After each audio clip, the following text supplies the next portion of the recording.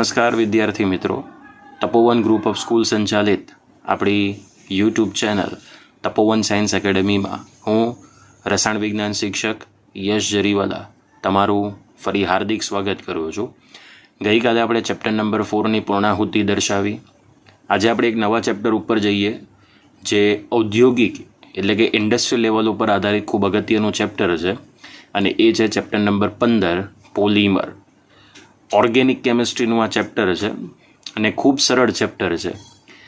આ ચેપ્ટરમાંથી જો બોર્ડની બ્લુપ્રિન્ટ પ્રમાણે જોઈએ તો બોર્ડની બ્લુપ્રિન્ટ પ્રમાણે આપણને 3 MCQs બરાબર જે આપણને 1 માર્કના પૂછાય છે અને પ્લસ 2 માર્કની એક થિયરી આપણને પૂછવામાં આવશે। હવે આની અંદરથી જે 2 માર્ક્સનો એક પ્રશ્ન છે તે ઇન્ટરનલ ઓપ્શન તરીકે આવે છે અને એ જે ઇન્ટરનલ ઓપ્શન હોય છે તે પણ આનો જ હશે, બરાબર। તો આ વાત થોડી ધ્યાનમાં રાખજો। ખૂબ સરળ ચેપ્ટર એટલા માટે છે કારણ કે જો તમને આની અંદર પહેલાં 3 લેક્ચરની માહિતી ખબર પડી ગઈ તો આખું ચેપ્ટર તમારા માઇન્ડની અંદર ઉતરી જશે। એટલે આ ચેપ્ટરના પહેલાં જે 3 પીરિયડ્સ છે, પહેલાં 3 બેચ જે છે એ 3 બેચ ખૂબ અગત્યના છે જે તમે ધ્યાનથી બરાબર વિડીયો જોશો એવી હું આશા રાખું છું। અને આનો એક પણ વિડીયો કુદાવીને ન જોતા, કારણ કે જો તમે એક પણ કન્ટેન્ટ ચૂકી ગયા તો પોલિમર ચેપ્ટરની અંદર જે MCQ પૂછાય છે ને ત્યારે તમને તકલીફ કરે છે। ઓકે, સો આપણે સ્ટાર્ટ કરીએ પોલિમર ચેપ્ટર વિશે। ઓકે, તો બેઝિકલી આપણે જે અહીંયા શબ્દ આપ્યો છે પોલિમર, તો પોલિમર એ મૂળભૂત રીતે 2 શબ્દોનો બનેલો છે, બરાબર સાંભળજો। અને આ જે બંને શબ્દો છે ને મિત્રો એ ગ્રીક વર્ડ છે। કયા વર્ડ છે? ગ્રીક વર્ડ, જેની અંદર પહેલો ગ્રીક શબ્દ છે પોલી અને બીજો ગ્રીક શબ્દ છે મર, બરાબર। તો આ પોલી અને મર આ બંનેના સમન્વયથી જો કોઈ શબ્દ બન્યો હોય તો એ આપણને ઉપર દર્શાવેલો છે, જે શબ્દ કયો બને છે? પોલિમર, બરાબર। ચલો સૌથી પહેલાં આપણે એ જાણવું પડે કે પોલીનું અર્થઘટન શું થાય।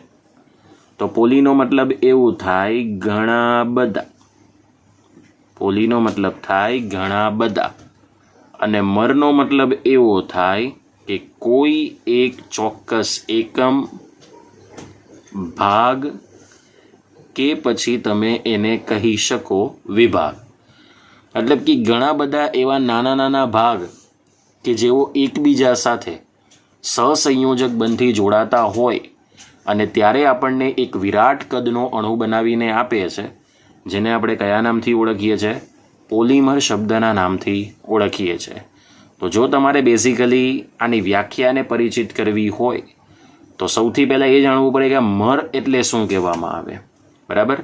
તો મર એક એવો ભાગ છે કે જે પોલિમર જેવા વિરાટ અણુની અંદર વપરાતો એક પર્ટિક્યુલર આનો એક શબ્દ છે અને એ શબ્દને કહેવામાં આવે છે મોનોમર।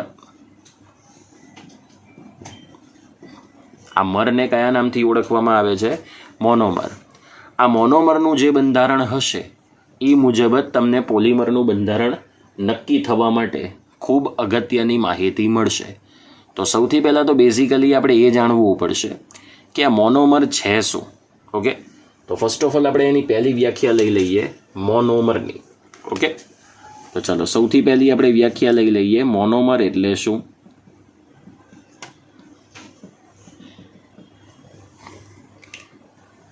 તો મોનોમરની વ્યાખ્યા કંઈક આ પ્રમાણે છે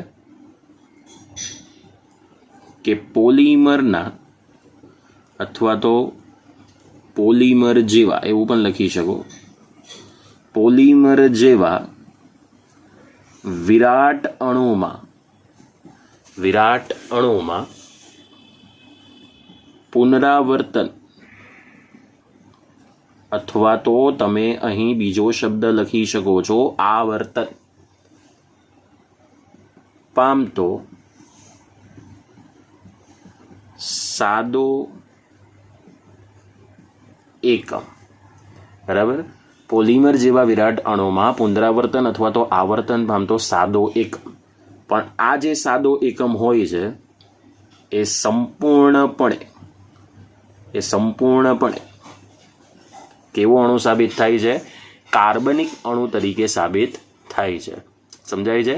કેવો અણુ સાબિત થાય છે? કાર્બનિક અણુ તરીકે સાબિત થાય છે. ઓકે, ચલો બેઝિકલી આપણે જો બીજી વ્યાખ્યાની વાત કરીએ તો તમને અહીં જે બીજી વ્યાખ્યા મળશે એ આના ઉપરથી પોલિમરની વ્યાખ્યા મળશે મિત્રો. કોની વ્યાખ્યા મળશે? પોલિમરની. ઓકે, તો ચાલો આપણે સેકન્ડ વ્યાખ્યા તરફ જઈએ કે પોલિમર કહેવાય કોને. તો પોલિમરની વ્યાખ્યા પણ એકદમ સિમ્પલ છે, જેને આપણે અવતરણ ચિહ્નમાં લખીએ. મોનોમરના અસંખ્ય અણુ, મોનોમરના અસંખ્ય અણુ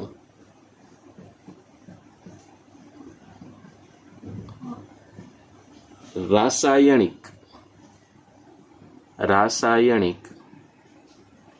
પ્રક્રિયાથી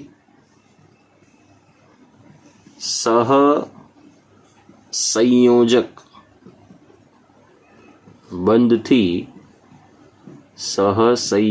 બંધથી જોડાઈને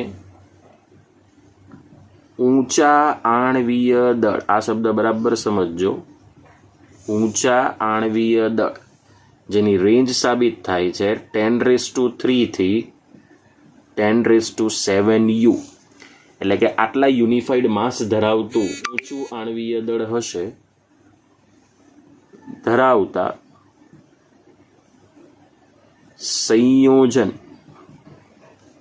સંયોજન બનાવે જે અતિ વિરાટ કદના હોય છે, જેને બોલો કયા નામથી ઓળખવામાં આવે છે? પોલિમરના નામથી ઓળખવામાં આવે છે. એકદમ બેઝિકલી સાદામાં સાદી વ્યાખ્યા છે કે પોલિમર બનવા માટે જે મોનોમર હોય ને મિત્રો, એ મોનોમરના અસંખ્ય અણુ વપરાય, અને આ અસંખ્ય અણુઓ જ્યારે એકબીજા સાથે કોઈ પણ પર્ટિક્યુલર રાસાયણિક પ્રક્રિયા દ્વારા કયા બંધથી જોડાય? સહસંયોજક બંધથી જોડાય, અને એમના આણ્વીય દળની જે રેન્જ છે, જે ગાળો છે, એ કેટલો છે? 10⁻³ થી 10⁻⁷U, એટલે કે આટલું યુનિફાઈડ માસ ધરાવતા જે સંયોજન બનાવે તે વિરાટ કદના હોય છે, અને વિરાટ કદને પરિણામે જે આખો પદાર્થ ઓળખાય એને શું કહેવામાં આવે? પોલિમર. ચલો હવે આપણી પાસે જે આ વિરાટ કદનો અણુ છે, બરાબર, એ વિરાટ કદના અણુને જો તમારે ઓળખવું હોય તો પોલિમરને અહીં એક બીજો શબ્દ આપવામાં આવ્યો છે, જેને આપણે બૃહદ અણુ તરીકે ઓળખીએ છીએ. કયા અણુ તરીકે ઓળખીએ છીએ? બૃહદ અણુ. અને બૃહદ અણુને ઇંગ્લિશમાં કહેવામાં આવે છે મેક્રોમોલેક્યુલ. કયા નામથી ઓળખવામાં આવે છે? મેક્રોમોલેક્યુલના નામથી ઓળખવામાં આવે છે.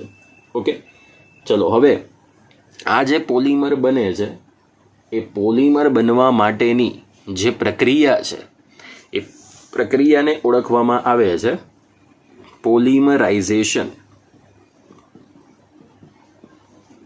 પોલિમર બનવા માટેની જે પ્રક્રિયા છે એને કહેવામાં આવે છે પોલિમરાઇઝેશન, જેને તમે અહીં ગુજરાતીમાં નામ આપી શકો બહુલીકરણ.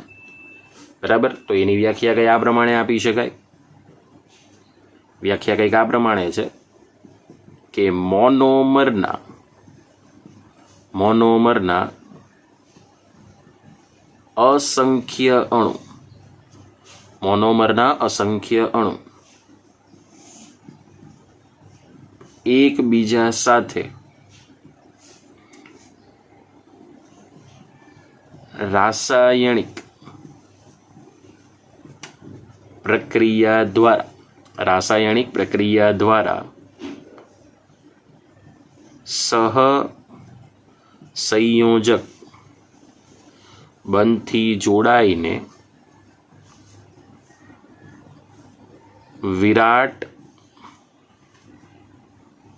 વિરાટ કદનો અણુ જે પ્રક્રિયા દ્વારા જે પ્રક્રિયા દ્વારા બનાવે છે તે પ્રક્રિયાને બોલો કયું નામ આપી શકાય? બહુલીકરણ નામ આપી શકાય. કયું નામ આપી શકાય? બહુલીકરણ. તો બેઝિકલી મોનોમરના અસંખ્ય અણુ જે પ્રક્રિયા દ્વારા જોડાઈને મોટા કદનો અણુ બનાવશે તે પ્રક્રિયાને સીધું તમે નામ આપી શકો બહુલીકરણ, અથવા તો બીજું નામ શું આપી શકો? પોલિમરાઇઝેશન. ઓકે, તો આ જે તમને દેખાય છે એ 3 વ્યાખ્યા તમને આપી દીધી છે. બરાબર. હવે બીજી 2 વ્યાખ્યા ઉપર જવાનું છે. બરાબર. તો બીજી 2 વ્યાખ્યા આપણે કંઈક આ પ્રમાણે જોઈએ. આનો સ્ક્રીનશોટ પાડવો હોય તો પાડી દો. ચોથી વ્યાખ્યા છે મિત્રો આવર્તનીય એકમ. આવર્તનીય એકમને જો બીજું નામ આપવું હોય તો એને કહેવામાં આવે પુનરાવર્તનીય એકમ. હવે જો આનું ઇંગ્લિશ નેમ તમે જોશો, આનું ઇંગ્લિશ નેમ ખૂબ અગત્યનું છે, યાદ રાખજો, જેને રિપીટિંગ યુનિટ તરીકે ઓળખવામાં આવે છે. બરાબર. તો આની વ્યાખ્યા કઈ આપણે આ રીતે આપી શકીએ કે પોલિમરના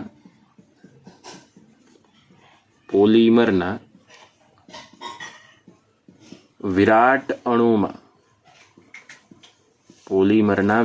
અણુમાં જે એકમનું વારંવાર પુનરાવર્તન થતું હોય તો તેને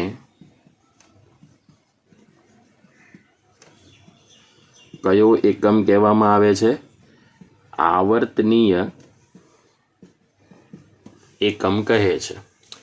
મતલબ કે પોલિમરનું જે બંધારણ હોય એ બંધારણની અંદર મોનોમર એકમના બંધારણ પર આધારિત ચોક્કસ પુનરાવર્તન એકમ થતો હોય, ચોક્કસ પુનરાવર્તિત ભાગ હોય, જેને આપણે આવર્તનીય એકમ અથવા તો પુનરાવર્તનીય એકમ તરીકે ઓળખીએ છીએ. ઓકે, ચલો ત્યાર પછી 5મી જે વ્યાખ્યા છે એને કહેવામાં આવે પોલિમરાઇઝેશન અંશ. અને આ અંશને જો બીજું નામ આપવું હોય તો એને તમે નામ આપી શકો પોલિમરાઇઝેશન અંક. તો ખરેખર આ પોલિમરાઇઝેશન અંશ શું છે? તો પોલિમરના અણુની અંદર જે આપણી પાસે પુનરાવર્તન પામતો આવર્તનીય એકમ છે ને, એ આવર્તનીય એકમની જે સંખ્યા હોય, સાંભળી લેજો મિત્રો, હા, વારંવાર પુનરાવર્તન પામતો જે આવર્તનીય એકમ છે એ આવર્તનીય એકમની જે સંખ્યા હોય જેને આપણે રિપ્રેઝેન્ટ કરીશું n દ્વારા. બરાબર. તો એ આવર્તનીય એકમની સંખ્યા n ને બોલો કયા નામથી ઓળખવામાં આવે છે? પોલિમરાઇઝેશન અંશ. હવે આ જે પોલિમરાઇઝેશન અંશ છે ને, એ પોલિમરાઇઝેશન અંશ ઉપર જ આધારિત આપણે પોલિમરની મજબૂતાઈ, સખ્તાઈ, નરમાઈ, લચકપણા એ બધાનો ગુણધર્મ સાબિત કરી શકીએ છીએ. એટલે કોઈ પણ પોલિમરની અંદર આ 2 એક એવા પ્રકારના યુનિટ્સ છે કે જેના પર આધારિત આપણે કોઈ પણ પોલિમરની રચના વ્યવસ્થિત રીતે આપી શકીએ છીએ. ઓકે, તો ચલો આપણે એને એક એક્ઝામ્પલ દ્વારા સમજીએ. ખૂબ સરસ એક્ઝામ્પલ છે, બરાબર સાંભળજો. આપણે બનાવવો છે ઇથિન નામના મોનોમરમાંથી પોલિથીન નામનો પોલિમર. બરાબર. આપણે ઇથિન મોનોમરમાંથી પોલિથીન નામનો પોલિમર બનાવવો છે. તો બેઝિકલી આપણને ઇથિનનું બંધારણીય સૂત્ર ખબર હોવું જોઈએ. તો ચલો, ઇથિનનું બંધારણીય સૂત્ર આપણે જાણીએ છીએ CH2 ડબલ બોન્ડ CH2. બોલો આ આપણી પાસે બોલો ઇથિનનો અણુ છે. હવે આ ઇથિનના અણુના આપણે ટોટલ અસંખ્ય અણુ લેવાના છે. તો અસંખ્ય અણુને આપણે મેન્શન શું કરી દઈએ? સ્મોલ n વડે. મતલબ કે આના n જેટલા અણુઓ એકબીજા સાથે રાસાયણિક બંધી જોડાશે. તો કેવી રીતે રાસાયણિક બંધી જોડાય તો પહેલાં સમજી લઈએ. આનું પોલિમરાઇઝેશન થશે. પોલિમરાઇઝેશનને તમારે ગુજરાતી નામ લખવું હોય તો પણ વેલિડ છે, અને ઇંગ્લિશ તરીકે પોલિમરાઇઝેશન લખવું હોય તો પણ વેલિડ છે. હવે થશે શું કે આ બેની વચ્ચે, આ બે કાર્બનની વચ્ચે બે બંધો અસ્તિત્વ ધરાવે, સિગ્મા અને પાઈ. તો આપણે માની લો કે સિગ્મા તો તોડી ન શકીએ, એટલે શું તોડીશું? પાઈ. બરાબર. એટલે અહીં જે રહેલા બે ઇલેક્ટ્રોન છે, કારણ કે અહીંયા સમવિભાજન થશે. કેમ? કારણ કે સહસંયોજક બંધનું સમવિભાજન ત્યારે જ થાય જ્યારે સમાન વિદ્યુત ઋણતા ધરાવતા ઘટક તત્વો હોય. તો આનો જે એક ઇલેક્ટ્રોન છે તે આગળની શૃંખલાના મોનોમરના કાર્બન સાથે, અને આ ઇલેક્ટ્રોન એ પાછળની શૃંખલાના મોનોમરના કાર્બન સાથે જોડાશે. રેડી? એટલે તમને જે પુનરાવર્તન પામતો ભાગ છે ને મિત્રો, એ કયો મળશે ખબર? CH2 CH2. રેડી? આ જ વારંવાર પુનરાવર્તન થશે. અને આ જે તમારી પાસે પોલિથીન માટે વપરાય છે CH2 CH2, આ જ ભાગ પુનરાવર્તિત થાય છે. એટલે તમે આને શું લખી શકો? આવર્તનીય એકમ. હવે એક સાથે n અણુઓ જોડાઈ જાય. રેડી? તો એક સાથે જ્યારે n અણુઓ જોડાઈ જાય ને ત્યારે તમને સંપૂર્ણ મળશે પોલિથીન. તો કંઈ જ નહીં કરવાનું, આ CH2 CH2 તમે એઝ ઇટ ઇઝ લખ્યું છે, એની શૃંખલા તમારે અપ ટુ n સુધી કરી નાખવાની. તો હવે જુઓ, આ તમને જે પોલિમર મળી ગયો ને મિત્રો, એ પોલિમર હતો પોલિથીન. તો ચલો બેઝિકલી બધી જ વ્યાખ્યા આપણે એક સાથે મર્જ કરીને જોઈ લઈએ. ચલો, પોલિથીન નામનો પોલિમર છે, એને બનવા માટે ઇથિન મોનોમરના બોલો અસંખ્ય અણુ લીધા, એટલે કે n અણુઓ જેટલા કન્ટેન્ટ લીધા. હવે આવા અસંખ્ય મોનોમરના જે અણુઓ છે તે એકબીજા સાથે કયા બંધથી જોડાય? સહસંયોજક બંધથી જોડાય. તો જુઓ, આગળની શૃંખલાનો મોનોમર, આ પાછળની શૃંખલાનો મોનોમર. હવે આ મોનોમરના અણુ પર આધારિત વારંવાર પુનરાવર્તિત થતો એકમ છે, એટલે અહીંયા આવર્તનીય એકમ જોયો. અને આ આવર્તનીય એકમની જે સંખ્યા n છે, બોલો એને શું કહેવામાં આવે? પોલિમરાઇઝેશન અંશ. હવે તમારી પાસે જો આ n ની કિંમતો હોય તો એ n ની કિંમત પર આધારિત તમે બે પ્રકાર પાડી શકો છો. ઓકે, તો ચલો એ પણ આપણે જોઈ લઈએ. માની લો કે તમારી પાસે n ની કિંમત 25 એકમ કરતાં ઓછી હોય, મતલબ કે પોલિમરાઇઝેશન અંશ n ની કિંમત જો તમારી પાસે 25 એકમ કરતાં ઓછી હોય, તો તેવા જે પોલિમર છે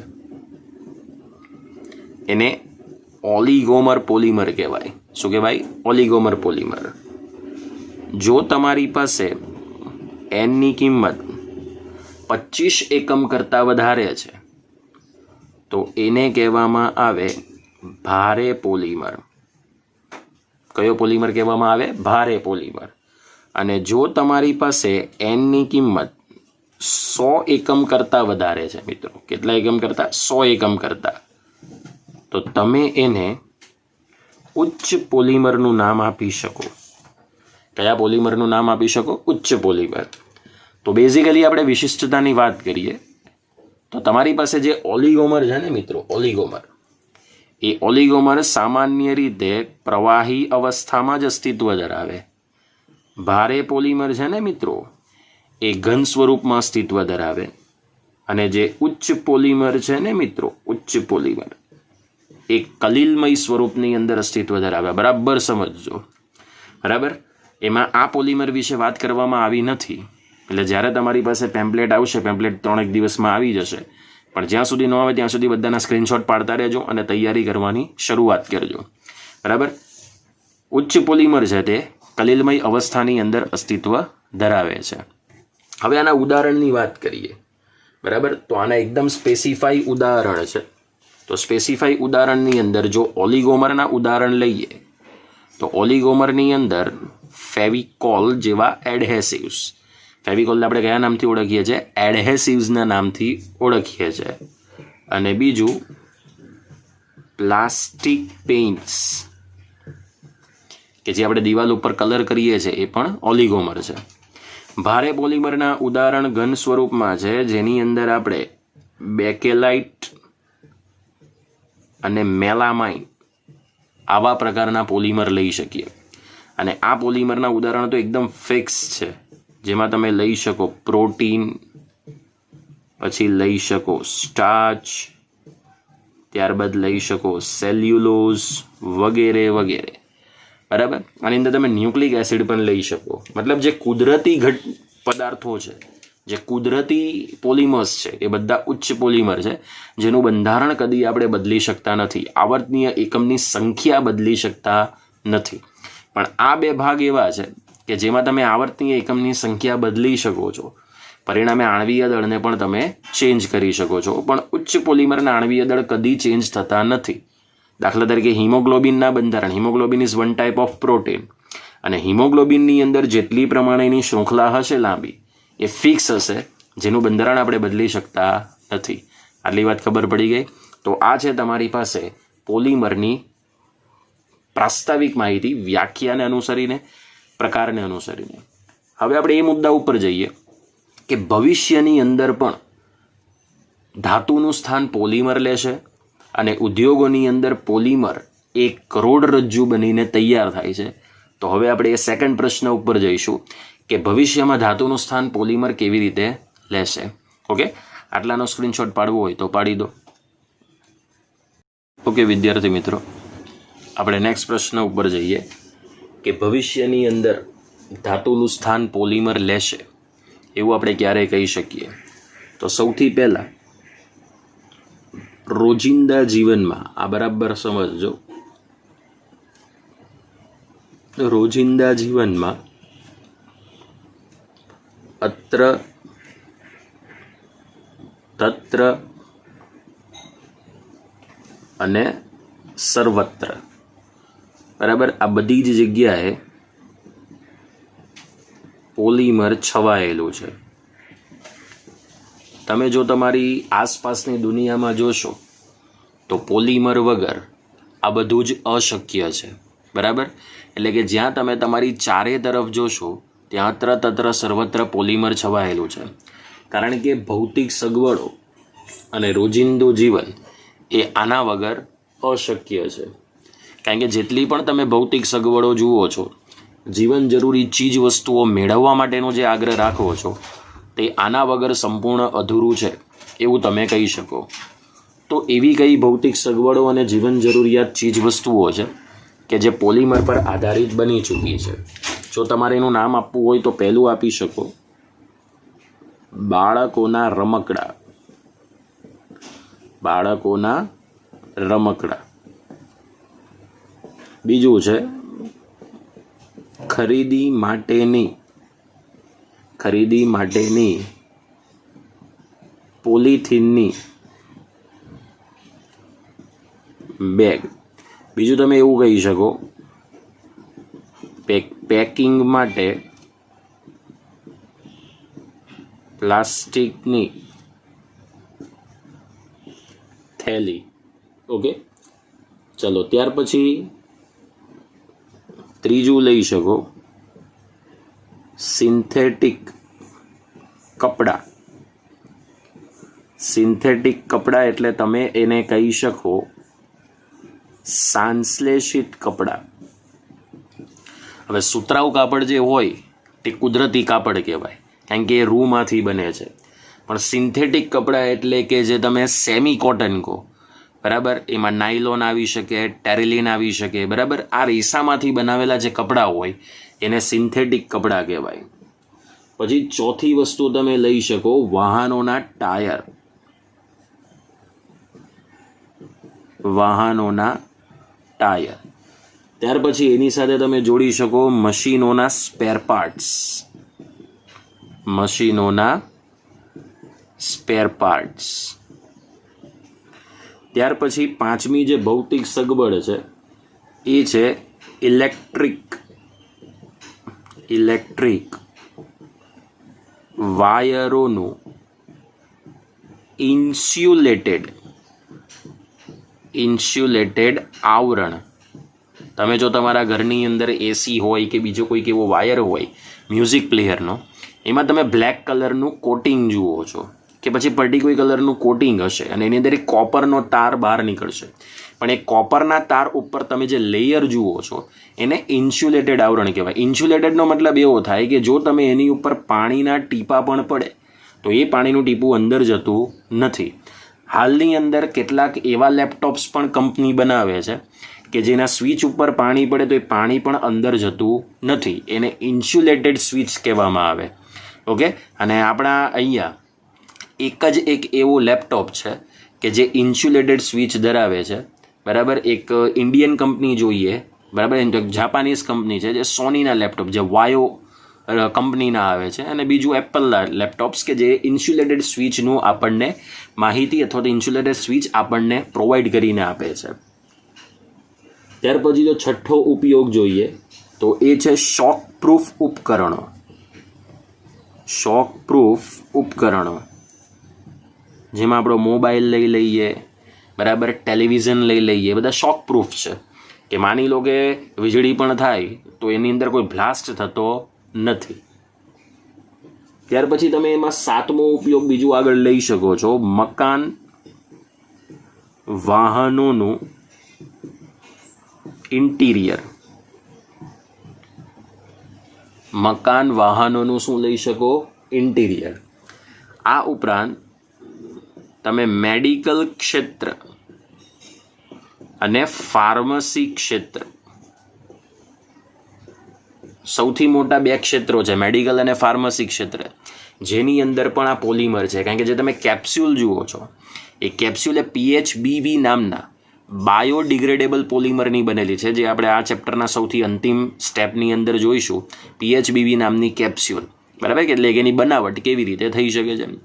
ફાર્મસી ક્ષેત્રની અંદર તમે જુઓ તો તમે કદાચ હોસ્પિટલમાં ગયા હશો તો ઇન્જેક્શન્સની વાત કરીએ કે પછી એના પેકિંગની વાત કરીએ, જેટલું પણ પેકિંગ છે એ બધી પ્લાસ્ટિકની અલગ અલગ પ્રકારની બોન્ડિંગ થેલીઓ પ્રમાણે હોય છે, બરાબર. તો આ 8 એવા ઉપયોગો છે કે 8 એવા ઉપયોગોની અંદર કોઈ પણ જગ્યાએ ધાતુનું સ્થાન નથી. એટલે એવું કહી શકાય કે ભવિષ્યમાં ધાતુનું સ્થાન કોણ લેશે? પોલિમર. અથવા તો હું શબ્દ ચેન્જ કરું કે હવે તો પોલિમરે એનું પોતાનું સ્થાન લઈ જ લીધું છે, જેમાં ધાતુની અવેજીમાં પણ આપણે એને વાપરી શકીએ. હવે એ ખરેખર ઉદ્યોગોની અંદર પોલિમર કરોડરજ્જુ કેમ છે?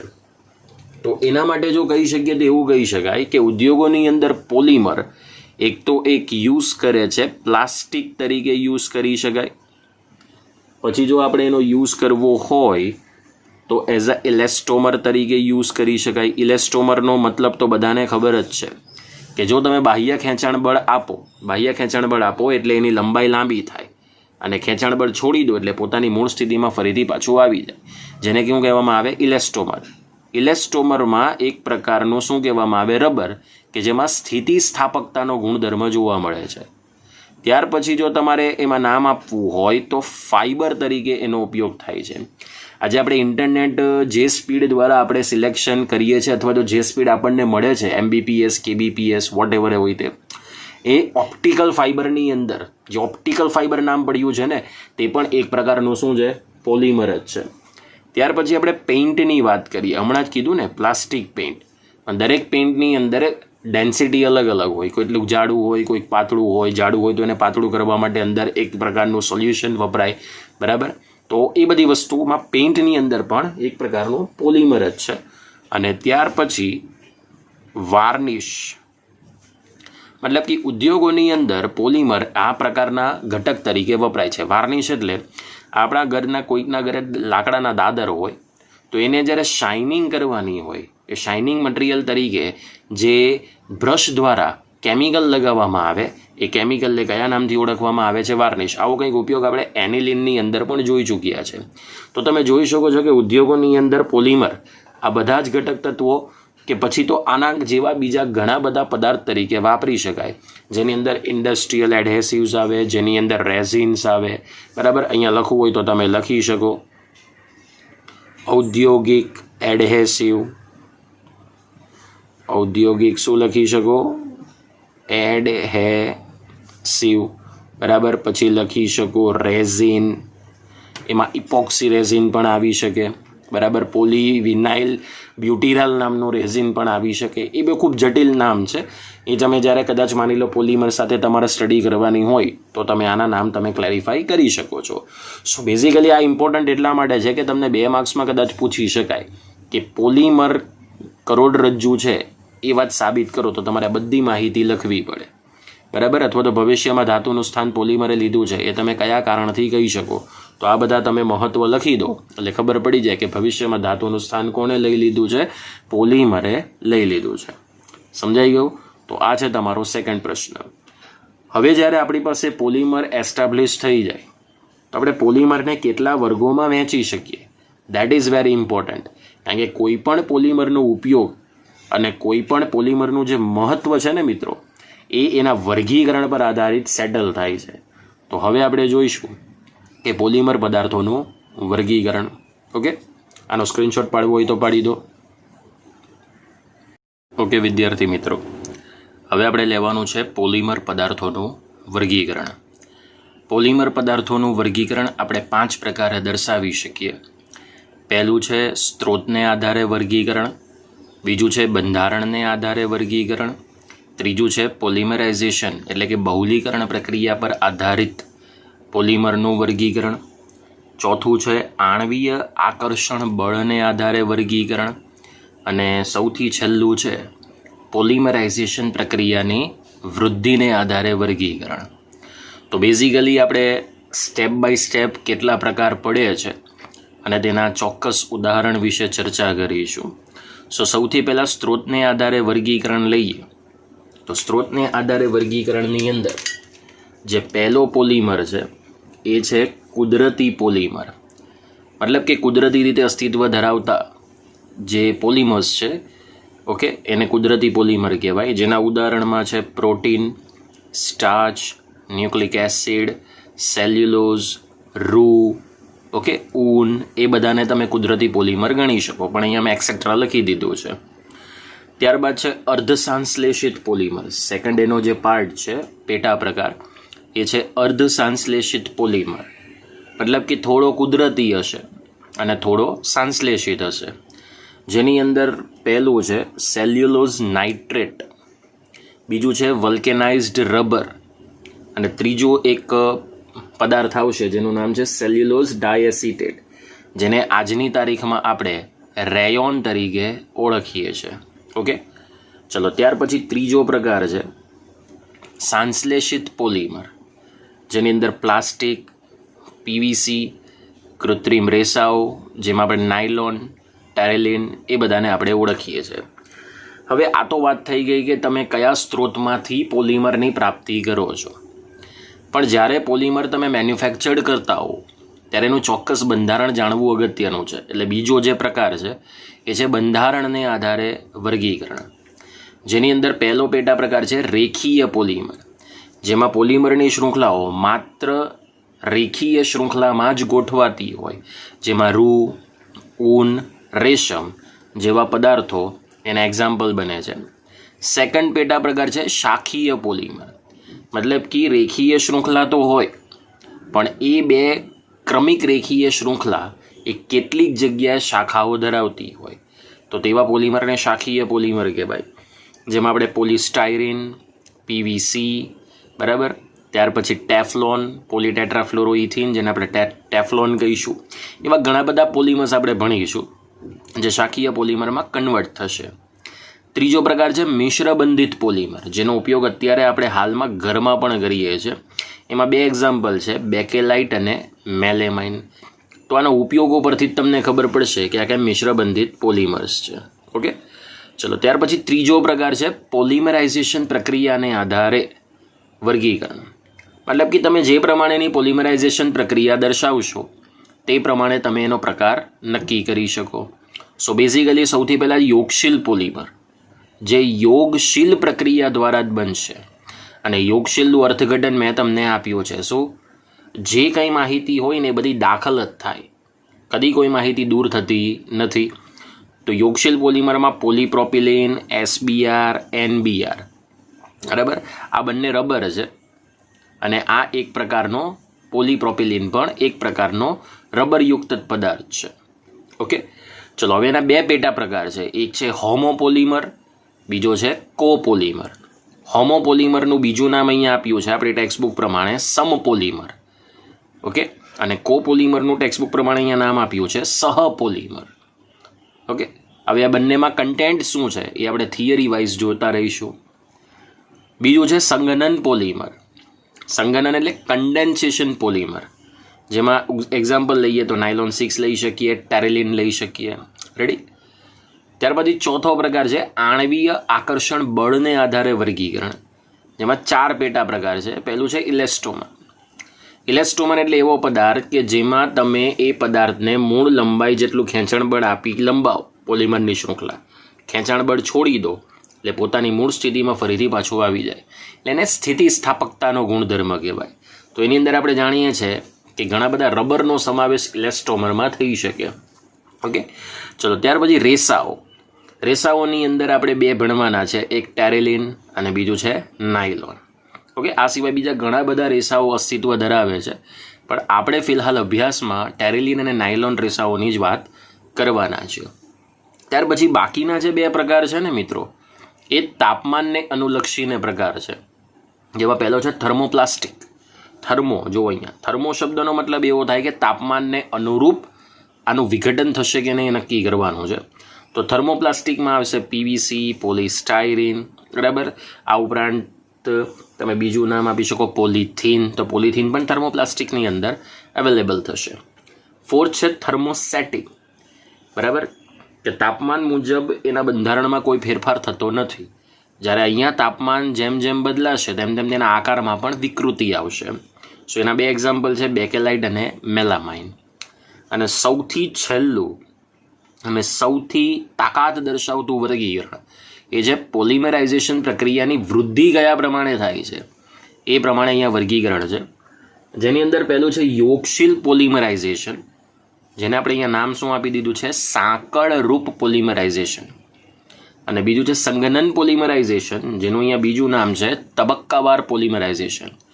સો આ ચાર્ટ ઇમ્પોર્ટન્ટ એટલા માટે છે કારણ કે તમે જ્યારે કોઈ પણ પોલિમરના વર્ગીકરણમાં જો અટવાઈ જાઓ તો તમારે માત્ર આ ચાર્ટ જોઈ લેવાનો, અને ચાર્ટ જોયા પછી જ તમને ખબર પડશે કે આપણે આને કયા મુખ્ય વર્ગની અંદર વર્ગીકૃત કરી શકીએ. હવે આપણે જે ભણવાનું છે એમાં બંધારણને આધારે વર્ગીકરણ ભણવાના નથી, કારણ કે આપણને ટેક્સ્ટબુકમાં આપવામાં આવ્યું નથી. જૂનો જે સિલેબસ હતો NCERT પહેલાંનો જે ગુજરાત બોર્ડનો સિલેબસ, એમાં 5 વર્ગીકરણને આપણે ભણતા હતા, બરાબર. પણ હાલમાં આપણે 1, 3, 4 અને 5, એકચ્યુઅલી 4 પણ ટેક્સ્ટબુકમાં નથી, પણ હું એટલા માટે ભણાવી દઈશ કારણ કે સ્વાધ્યાયની અંદર આનો પ્રશ્ન આપવામાં આવ્યો છે 4થા વર્ગીકરણ પર આધારિત. એટલે આપણે પહેલેથી જ આપણે એને ભણતા જઈએ તો સ્વાધ્યાયના પ્રશ્નો પર કોઈ કન્ફ્યુઝન થાય નહીં. આનો સ્ક્રીનશોટ પાડવો હોય તો પાડી દો. ઓકે વિદ્યાર્થી મિત્રો, હવે આપણે પહેલા વર્ગીકરણ વિશે માહિતી મેળવવાની કોશિશ કરીશું, અને એનું ટાઇટલ છે પ્રાપ્તિ સ્ત્રોતને આધારે પોલિમર પદાર્થોનું વર્ગીકરણ. પ્રાપ્તિ સ્ત્રોતને આધારે પોલિમર પદાર્થોનું વર્ગીકરણ, જેની અંદર ટોટલ 3 પ્રકાર છે. સો અહીંયા તમે લખી શકો કે પ્રાપ્તિ સ્ત્રોત પર આધારિત પોલિમરના 3 પેટા પ્રકારો આપણે આપી શકીએ છીએ, જેની અંદર પહેલો જે પેટા પ્રકાર છે મિત્રો, પહેલો પેટા પ્રકાર એ છે કુદરતી પોલિમર. પહેલો પ્રકાર છે એ છે કુદરતી પોલિમર. બીજો જે પ્રકાર છે ને મિત્રો એ છે અર્ધ સંશ્લેષિત પોલિમર. કયો પ્રકાર છે મિત્રો? અર્ધ સંશ્લેષિત પોલિમર.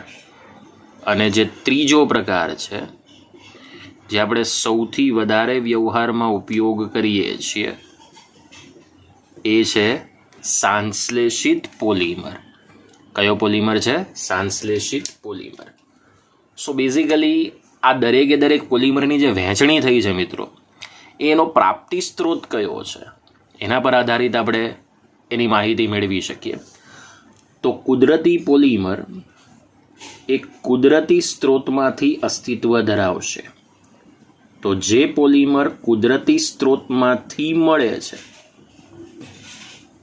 એવા પોલિમરને શું કહેવામાં આવે? કુદરતી પોલિમર. તો હવે આની અંદર કુદરતી સ્ત્રોત કયા હોઈ શકે? તો 2 જ હોઈ શકે. તો એક છે વનસ્પતિ, એટલે કે એને પ્લાન્ટ્સ કહીએ, અને બીજું છે પ્રાણીઓ, જેને આપણે એનિમલ્સ કહીએ. શું કહીએ? એનિમલ્સ. તો વનસ્પતિ અને પ્રાણીઓમાંથી આપણે જે મેળવી શકીએ છીએ પોલિમર્સ, એ પોલિમરના જો તમે એક્ઝામ્પલ જુઓ તો આપણે પર્ટિક્યુલર એક્ઝામ્પલ ડિસ્ક્રાઇબ કરી શકીએ. બરાબર? તો અહીંયા લઈ લઈએ.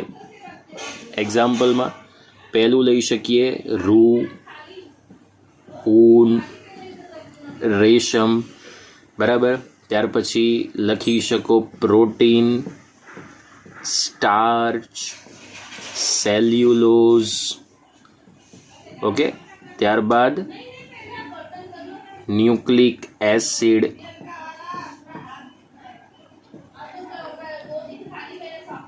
ઓકે. તો આ બધા જે તમને પોલિમર્સ દેખાય છે, બરાબર, એ બધા કુદરતી પોલિમરના એક્ઝામ્પલ છે. હવે આપણે વાત કરીએ અર્ધસંશ્લેષિત પોલિમરની મિત્રો. તો અર્ધસંશ્લેષિત પોલિમરની ખાસિયત શું છે? તો અર્ધસંશ્લેષિત પોલિમર બનાવવા માટે તમારે કુદરતી પોલિમર્સ જે હોય એ કુદરતી પોલિમરને તમારે પ્રાપ્તિ સ્ત્રોત તરીકે લેવા. હવે એ કુદરતી પોલિમરમાં જરૂરિયાત પ્રમાણે રાસાયણિક ફેરફાર કરી જે પોલિમર બનાવો, રાસાયણિક ફેરફાર કરી જે પોલિમર બનાવાય, બોલો એને શું કહેવામાં આવે? અર્ધસંશ્લેષિત પોલિમર કહેવાય. શું કહેવામાં આવે? અર્ધસંશ્લેષિત પોલિમર. એનો મતલબ કે માની લો તમારે કુદરતી પોલિમરમાંથી જે પોલિમરનો ગુણધર્મ વિસ્ફોટક તરીકે લેવો છે, તો એની અંદર એ પ્રમાણેનો યોગ્ય તમારે ફેરફાર કરવો પડે. દાખલા તરીકે આપણે સેલ્યુલોઝ નામનો કુદરતી પોલિમર લઈએ. એ સેલ્યુલોઝ નામના કુદરતી પોલિમરની જો તમે નાઇટ્રેશન પ્રક્રિયા કરો, નાઇટ્રેશન પ્રક્રિયા કોની હાજરીમાં દર્શાવો? સાંદ્ર નાઇટ્રિક એસિડની હાજરીમાં. તો આપણને જે કંઈક પોલિમર મળશે એમાં એક પોલિમર મળશે સેલ્યુલોઝ નાઇટ્રેટ. સેલ્યુલોઝ જે નાઇટ્રેટ છે એ સેલ્યુલોઝ નાઇટ્રેટ જે સેલ્યુલોઝની નાઇટ્રેશન પ્રક્રિયાથી મળે છે એ વિસ્ફોટક ગુણધર્મ ધરાવે છે. કયો ગુણધર્મ ધરાવે? વિસ્ફોટક. પણ જો એની જગ્યાએ આપણે સેલ્યુલોઝનું એસિટિક એનહાઇડ્રાઇડ વડે જો એસિટિલેશન કરીએ, શું કરીએ? એસિટિલેશન, તો જે આપણને પદાર્થ મળશે એ પ્રાપ્ત થશે સેલ્યુલોઝ ડાયએસિટેટ. કયો પદાર્થ મળશે? સેલ્યુલોઝ ડાયએસિટેટ. અને આ સેલ્યુલોઝ ડાયએસિટેટને બોલો મિત્રો શું કહેવામાં આવશે? રેયોન કહેવામાં આવે. શું કહેવામાં આવે? રેયોન. હવે જો એની જગ્યાએ આપણે બીજું એક એક્ઝામ્પલ લઈએ, કુદરતી રબર. તો કુદરતી રબરનું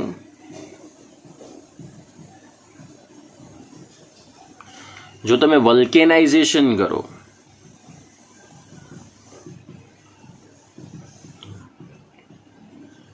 તો આપણને જે રબર મળે એ કયું રબર મળશે? વલ્કેનાઇઝ્ડ રબર મળશે. કયું રબર મળશે? Vulcanised rubber. તો મિત્રો આનો મતલબ એવો થાય કે તમારે જે કંઈ પોલિમર મેળવવો છે એનો સ્ત્રોત તો કુદરતી હશે, પણ એ કુદરતી પોલિમરવાળા સ્ત્રોતનું અલગ અલગ રાસાયણિક ફેરફાર કરીને તમે જરૂરિયાત મુજબ જે ગુણધર્મ દાખલ કરી પોલિમર મેળવશો એને કહેવામાં આવશે અર્ધસંશ્લેષિત પોલિમર. એટલે અર્ધસંશ્લેષિત પોલિમરમાં થોડા ગુણધર્મ કુદરતી પોલિમરના હશે અને થોડા તમે જે ઈચ્છિત ગુણધર્મ દાખલ કર્યા હશે તે હશે. સેલ્યુલોઝ એ વિસ્ફોટક નથી, પણ સેલ્યુલોઝ નાઇટ્રેટ એ કેવો છે? વિસ્ફોટક છે. સેલ્યુલોઝ એ કલિલમય સ્વરૂપમાં હોય, બરાબર. તો સેલ્યુલોઝ ડાયએસિટેટ એ રેસાના સ્વરૂપમાં તમે વર્ગીકૃત કરી શકો છો. કુદરતી રબરનો જે સ્થિતિસ્થાપકતાનો ગુણધર્મ છે એના કરતાં વલ્કેનાઇઝ રબરમાં સ્થિતિસ્થાપકતાનો ગુણધર્મ થોડો વધારે હોય છે. સો બેઝિકલી આના ઉપરથી તમે સમજી શકો. ચલો ત્યાર પછી જે સૌથી છેલ્લો વર્ગ છે પહેલા પ્રકારમાં એ છે સંશ્લેષિત પોલિમર. તો સંશ્લેષિત પોલિમર એ શું છે? તો સંપૂર્ણપણે માનવ સર્જિત પોલિમર છે. અને માનવ સર્જિત પોલિમર હોવાને કારણે તે માનવ નિર્મિત પોલિમરની વિશાળ શ્રેણી બનાવે છે. બરાબર, મતલબ કે જેટલા પણ તમે ઈચ્છિત ગુણધર્મ મેક્સિમમ દાખલ કરવા હોય એમ તમે ત્રીજા પ્રકાર સંશ્લેષિત પોલિમરમાં દાખલ કરી શકો. હવે જો તમે એની અંદર વર્ગીકૃત માહિતી જુઓ તો એની અંદર આપણે વાત કરીએ તો એની અંદર તમને પ્રાપ્ત થશે કૃત્રિમ પ્લાસ્ટિક. બીજું તમે આની અંદર પ્રાપ્ત કરી શકો કૃત્રિમ રેસાઓ. અને ત્રીજું પ્રાપ્ત કરી શકો કૃત્રિમ રબર. મતલબ કે આ ત્રીજા પ્રકારની અંદર જે 3 એના પ્રકારો પડે છે, 3 પેટા પ્રકાર, એમાં તમે ચાહો એટલા ઈચ્છિત ગુણધર્મ દાખલ કરી શકો. તો કૃત્રિમ પ્લાસ્ટિકમાં કોણ હોઈ શકે? તો પહેલું એક્ઝામ્પલ આપણે લઈ શકીએ પીવીસી, પોલિવિનાઇલ ક્લોરાઇડ. બીજું એક્ઝામ્પલ લઈ શકીએ પીએસ એટલે કે પોલિસ્ટાયરીન. ત્યાર પછી તમે એચડીપી અને એલડીપી પ્રકારના પોલિથીન લઈ શકો. એચડીપીને કહેવામાં આવે હાઈ ડેન્સિટી પોલિથીન, એલડીપીને કહેવામાં આવે લો ડેન્સિટી પોલિથીન. સમજાય છે? આવા બધા પ્લાસ્ટિક તમે બનાવી શકો. કૃત્રિમ રેસાની અંદર જે પહેલો રેસા છે એ છે નાયલોન અને બીજો જે રેસાનો પ્રકાર છે એ છે ટેરેલિન. રેડી? ચલો, ત્યાર પછી ત્રીજો પ્રકાર છે કૃત્રિમ રબર. કૃત્રિમ રબરની અંદર એક છે બ્યુના એસ, બીજું છે બ્યુના એન. આ ઉપરાંત તમે નિયોપ્રિન રબર પણ છે. પાછળ બધા રબરો આવશે ત્યારે હું તમને બધું સમજાવીશ. અત્યારે ફિલહાલ સેમ્પલ તરીકે તમને જેટલા યાદ રહે એટલા નામ, મેક્સિમમમાં ઓછામાં ઓછા તો 2 લખવાના, પણ મેક્સિમમ તમને જેટલા યાદ રહે એટલા લખવાના. તમે જ્યારે આખું ચેપ્ટર ભણશો ત્યારે તમને સંપૂર્ણ નામ ખબર પડી જશે કે કયા વર્ગમાં કયો પોલિમર આવે છે. સો આ થઈ ગયું પ્રાપ્તિ સ્ત્રોતને આધારે પોલિમર પદાર્થોનું વર્ગીકરણ. હવે એકચ્યુઅલી આ પ્રશ્ન 3 માર્ક્સનો થાય, પણ આ પ્રશ્ન આખો એટલા માટે તૈયાર કરવાનો કારણ કે જે તમારી પાસે એમસીક્યુ છે એ એમસીક્યુમાં તો ગમે તે થિયરીમાંથી તમને એમસીક્યુ પૂછી શકાય. સો આ તમારી પાસે થઈ ગયું પ્રાપ્તિ સ્ત્રોતને આધારે પોલિમર પદાર્થોનું વર્ગીકરણ. ઓકે, સો અને સ્ક્રીનશોટ પાડવો હોય તો પાડી દો. અને હા મિત્રો, બીજી વાત એ કે આ ચેપ્ટરને જેટલું ચાલે છે લખીને તૈયાર કરી નાખજો, કારણ કે આની અંદર કોઈ દાખલા આવવાના નથી. ટોટલ થિયોરિટિકલ ચેપ્ટર્સ છે, પ્લસ આ કાર્બનિક રસાયણશાસ્ત્રનું ચેપ્ટર છે. એટલે જે પ્રમાણે જેટલો લેક્ચર જ્યારે પણ ચાલે એનું એટલી માહિતી એટલી થિયરી તમે કમ્પ્લીટ કરીને મૂકી દેજો. ઓકે, તો આપણે આજનો લેક્ચર અહીંયા સુધી. કાલે મળીશું બીજા વર્ગીકરણની માહિતી અને આગળ આપણું ચેપ્ટર કન્ટિન્યુ કરીશું. જય હિન્દ, જય ભારત.